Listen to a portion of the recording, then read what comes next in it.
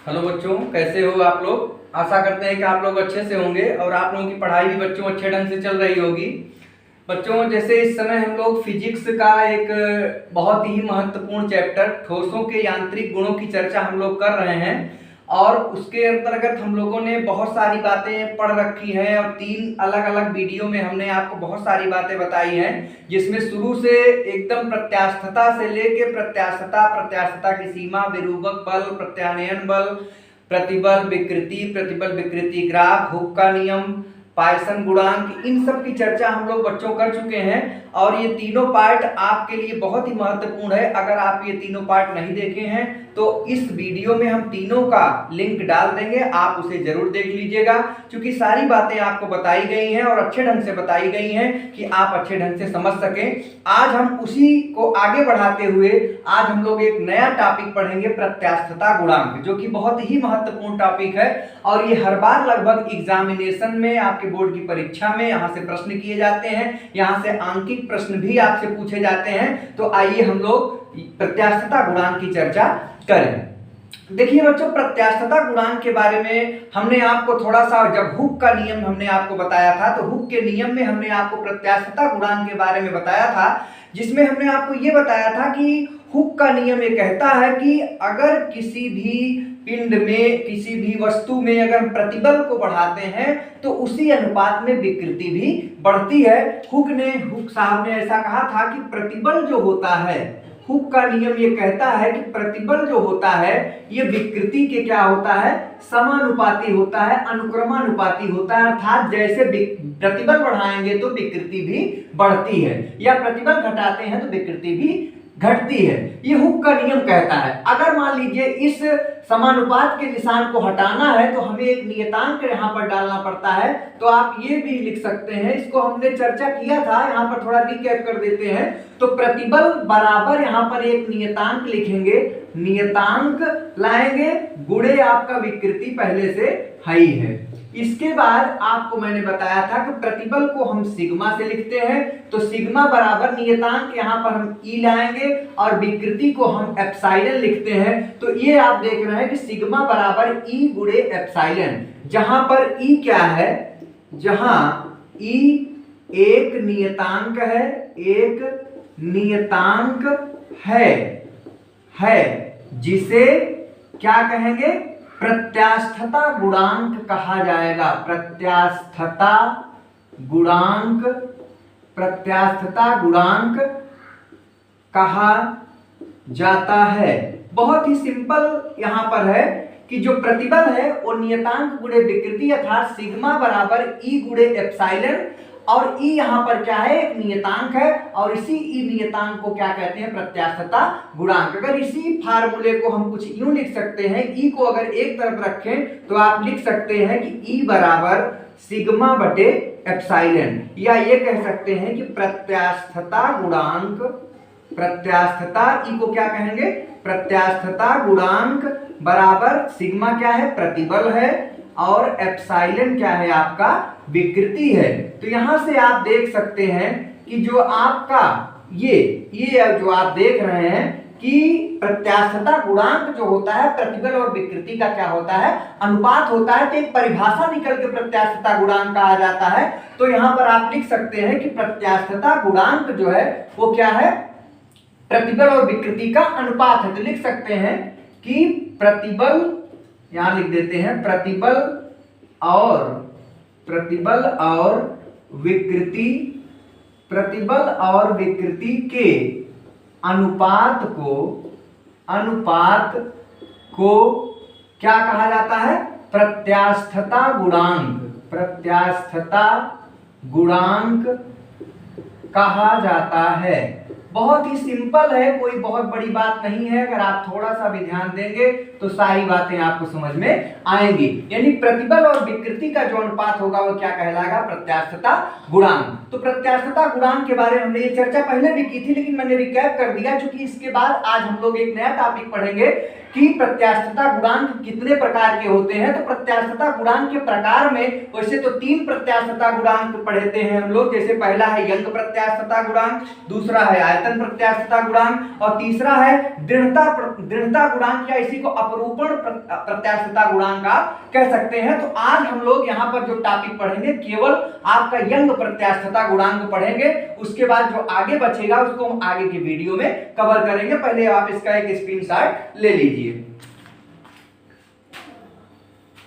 आइए, इसके बाद जो है प्रत्यास्थता गुणांक में 3 होते हैं, जिसमें आज पहला हम लोग अंग प्रत्यास्थता गुणांक की चर्चा करेंगे। पहला टॉपिक अंग प्रत्यास्थता गुणांक, यंग प्रत्यास्थता गुणांक। ये आज हम लोग पहला जो है प्रत्यास्थता गुणांक क्या है, यंग प्रत्यास्थता गुणांक की चर्चा हम लोग करेंगे। यंग प्रत्यास्थता गुणांक के बारे में बताया जाता है कि अगर कोई वस्तु, कोई भी पदार्थ जो कि प्रत्यास्थता की सीमा के भीतर हो, प्रत्यास्थता की सीमा के भीतर यंग प्रत्यास्थता गुणांक को अगर डिफाइन किया जाए तो कहा जाता है कि अभिलंब प्रतिबल तथा अनुदैर्ध्य विकृति के अनुपात को यंग प्रत्यास्थता गुणांक कहा जाता है। प्रत्यास्थता सीमा के भीतर, सिंपल सी बात है, प्रत्यास्थता सीमा के भीतर अभिलंब प्रतिबल और अनुदैर्ध्य विकृति के अनुपात को क्या कहा जाता है, यंग प्रत्यास्थता गुणांक कहा जाता है। यहां पर भी इसको लिख सकते हैं कि प्रत्यास्थता की सीमा के भीतर, कहने का मतलब प्रत्यास्थता की सीमा के भीतर ही ये यंग प्रत्यास्थता गुणांक काम करेगा। तो प्रत्यास्थता की सीमा के भीतर अभिलंब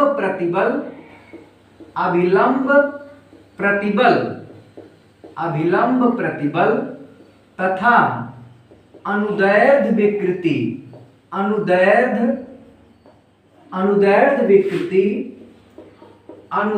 विकृति के अनुपात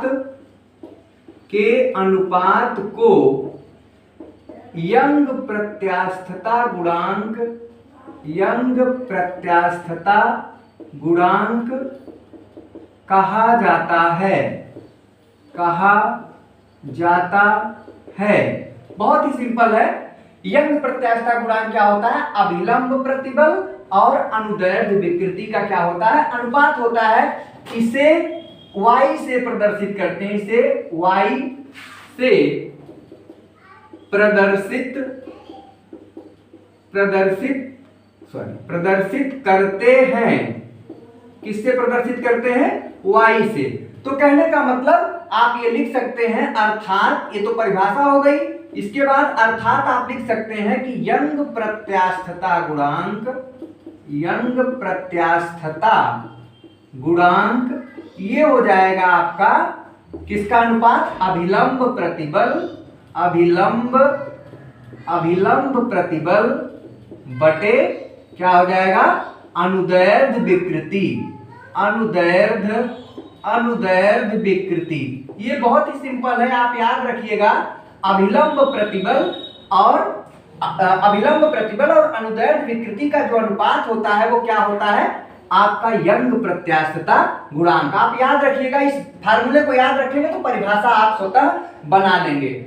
अगर इसको देखा जाए तो यंग प्रत्यास्थता गुणांक को हम y से भी लिख सकते हैं। तो y अभी हम इसका एक डेरिवेशन कराते हैं कि किस प्रकार से यंग प्रत्यास्थता गुणांक को हम डिफाइन करते हैं और कैसे इसको हम एक फार्मूले के रूप में लाते हैं। तो आप इसका एक स्क्रीनशॉट ले लीजिए। तो हम आपको एक फार्मूला यहाँ पर बताया, यहीं पे देख लीजिए।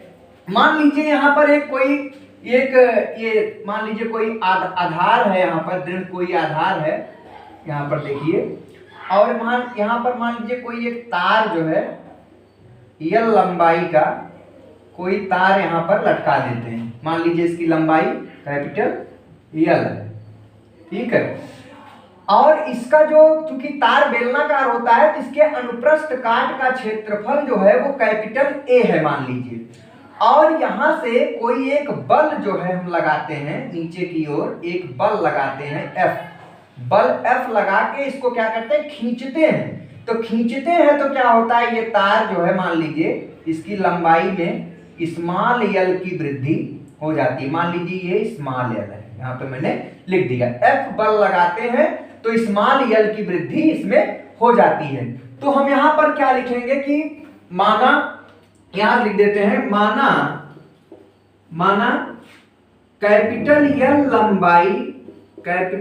लंबाई की का लिख दें का कैपिटल एल लंबाई का एक तार जिसके अनुप्रस्थ काट का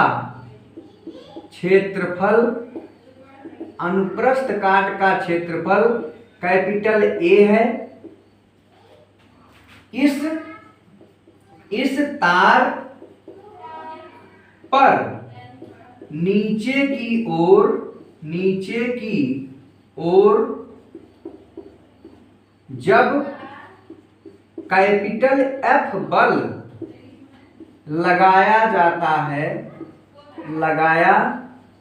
जाता है तो इसमें स्मॉल एल लंबाई की वृद्धि होती है। इतनी बातें हम लिख लिए, कोई बहुत नई बात नहीं है, वही है जो हमने आपको दिखाया कि एल लंबाई का कोई तार है, इसमें एफ जो है बल हम नीचे की ओर लगाते हैं तो स्मॉल एल की वृद्धि हो जाती है। इतनी बातें यहां पर लिखे। तो अब हम निकालेंगे अभिलंब प्रतिबल। तो अभिलंब प्रतिबल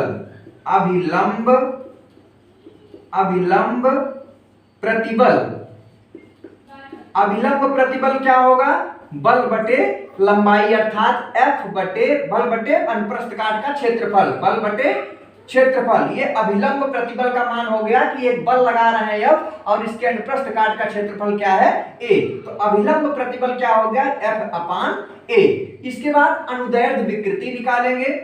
अनुदैर्ध्य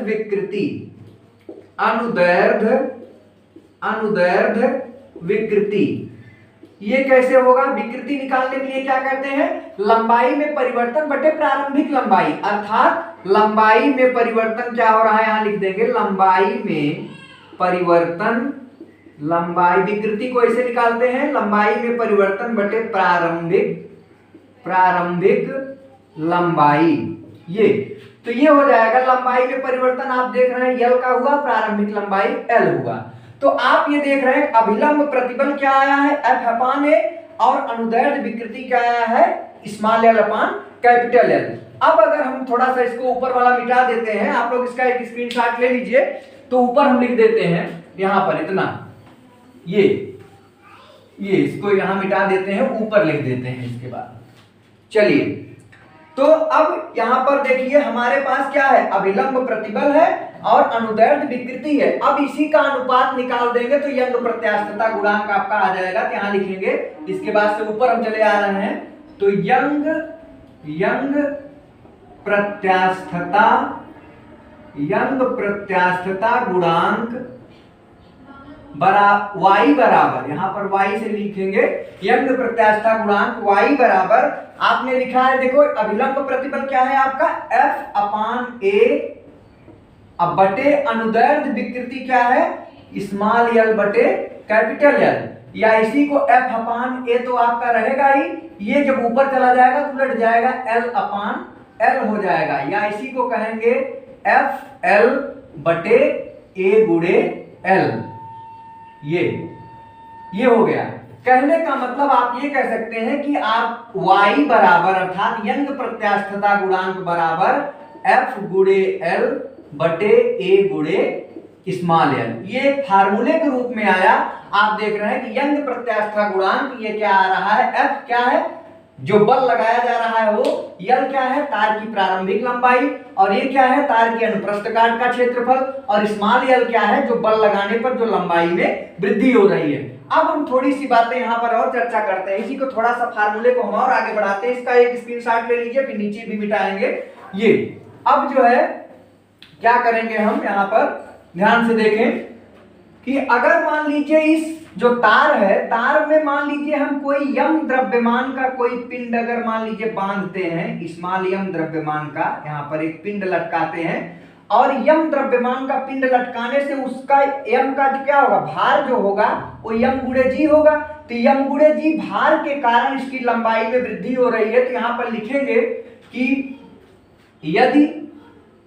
यदि स्मॉल यम द्रव्यमान का कोई पिंड तार से लटकाते हैं तो भार, तो इस पिंड का भार W बराबर क्या हो जाएगा, m गुणे जी होता है, जानते हैं जी गुरुत्वाकर्षण बल है। तो इस पिंड का भार mg के कारण तार की लंबाई में स्मॉल l की वृद्धि होती है। बात वही है, अभी तक हम तार में F बल लगाते थे, अब उस F बल को हम क्या कर रहे हैं, यम गुणे जी के रूप में लाना चाहते हैं, इसको मिटा रहे हैं। आप इसका एक स्क्रीनशॉट ले लिए होंगे, यहाँ पर नीचे भी मिटा देते हैं, इसको नीचे तक ले आते हैं इसको। अब जो है F के स्थान पर हम क्या लिख सकते हैं, m गुणे जी। F क्या है, बल। अब वो बल किस लिए लग रहा है, क्योंकि यम द्रव्यमान का पिंड है, तो यम गुणे जी उसका भार होगा, तो वो भार के कारण ये तार क्या हो रहा है, खींच रहा है। तो F के स्थान पर यम गुणे जी रखेंगे। और आप जानते हैं जो आपका ये अनुप्रस्थ काट का जो क्षेत्रफल है, वो अनुप्रस्थ काट क्या है, वो वृत्ताकार है। तो a का मान हम वृत्त के क्षेत्रफल का फार्मूला पाई आर स्क्वायर भी लिख सकते हैं। तो a के स्थान पर हम पाई आर स्क्वायर लिखेंगे और F के स्थान पर क्या लिखेंगे, m गुणे जी। तो यहां लिखेंगे y बराबर f गुणे l बटे a गुणे l आपका ही है। इसलिए y बराबर m गुणे जी गुणे l बटे a के स्थान पर लिखेंगे पाई आर स्क्वायर गुणे l।